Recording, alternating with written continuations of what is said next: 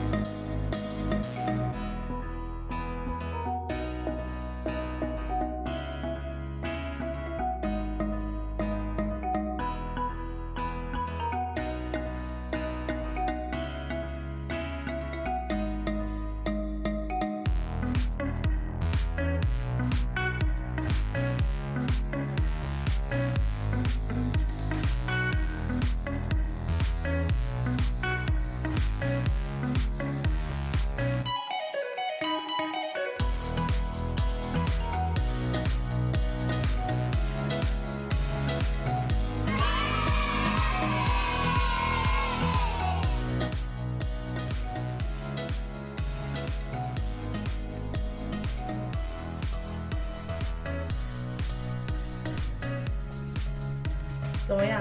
其实我觉得，就是自己做的，我觉得还蛮好吃的。有像豆花吗？有像，而且就是没有外面糖水那么甜，就是它会有点姜的那个辣辣的感觉，可是就是微微不是很明显。等一下，我觉得还不错啊，而且它的豆花是那种偏硬的豆花，口感是偏硬，就是一般外面的豆花都软软烂烂，可是它是偏硬的那一种，比较有一块一块感觉的，我觉得还不错吃啊。我觉得不要再甜汤比较好。所以加甜汤是有点太甜吗？我觉得它反而是咸的，因为有加盐卤，然后加太甜的话反而会没有那么搭。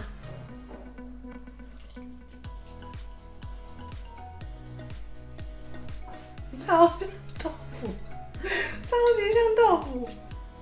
但我懂那个乔宇刚刚说的感觉，就它真的偏硬，就感觉那个你们会吃那种有点软豆腐嘛，然后有一点气孔的那种。为什么我觉得咸咸的啊？但说实在的，我觉得整体真的蛮像豆花的。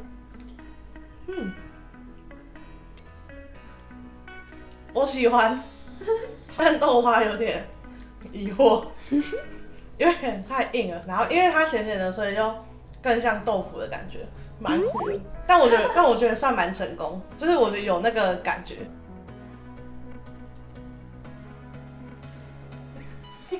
怎么样？是不是蛮像豆腐？就那个味道很像，味道很像，可是吃起来有点像豆腐。怎么样？因为咸咸的吗？